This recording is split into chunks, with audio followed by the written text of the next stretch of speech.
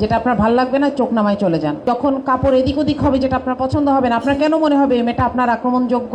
বাংলাদেশকে 100% হুজুর রাষ্ট্র বানাতে চাইলেও কোরআন অনুমোদন দেয় যে এখানে সীমা আক্তারও থাকবে। রাসূল সাল্লাল্লাহু আলাইহি সাল্লাম বলেছেন, সেই লোক মুমিন না যার মুখ এবং হাত থেকে আরেকজন নিরাপদ না। আপনি যদি ইসলামের নামে এগুলা করেন তাহলে আপনার এটা মনে রাখা উচিত, আর যদি প্রগতির নামে এটা করেন তাহলে তো আপনার নিজের কথাই যথেষ্ট আপনাকে নিজে ঠেকানোর জন্য।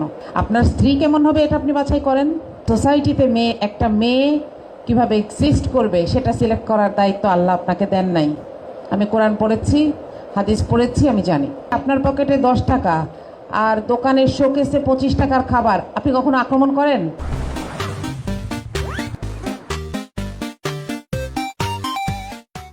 আপনি যেই দলের এখন আজকের এই গ্যাদারিংটাকে দেখেন, আপনারা একটু মনোযোগ দিয়ে দেখেন। এখানে সীমা আছে, এখানে একটু আগে সাবিকুন ছিল, দুই এক্সট্রিমের পোশাক পরা, তাই না? এটাই বাংলাদেশ। আপনার মানতে কষ্ট হইতে পারে, কিন্তু এটাই বাংলাদেশ। আপনি যদি বাংলাদেশকে একদম সবার জন্য প্রগতিশীল বানায় ফেলেন তাও আমি থাকবো, আর বাংলাদেশকে 100% হুজুর রাষ্ট্র বানাতে চাইলেও কোরআন অনুমোদন দেয় যে এখানে সীমা আক্তারও থাকবে। হ্যাঁ, আপনার স্ত্রী কেমন হবে এটা আপনি বাছাই করেন, কিন্তু আপনি সোসাইটিতে একটা মেয়ে কিভাবে এক্সিস্ট করবে সেটা সিলেক্ট করার দায়িত্ব আল্লাহ আপনাকে দেন নাই। আমি কোরআন পড়েছি, হাদিস পড়েছি, আমি জানি। তাহলে কাজটা কি? যেটা আপনার ভাল লাগবে না চোখ নামায় চলে যান।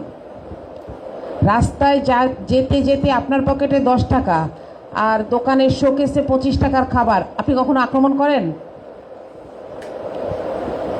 Do you get my point? কিন্তু তাহলে একটা মেয়ে যখন কাপড় এদিক ওদিক হবে যেটা আপনার পছন্দ হবে না, আপনার কেন মনে হবে এই মেয়েটা আপনার আক্রমণযোগ্য? আমি একটা হাদিস দিয়ে শেষ করি। সেই লোক মুমিন না, রাসূল সাল্লাল্লাহু আলাইহি সাল্লাম বলেছেন, সেই লোক মুমিন না যার মুখ এবং হাত থেকে আরেকজন নিরাপদ না।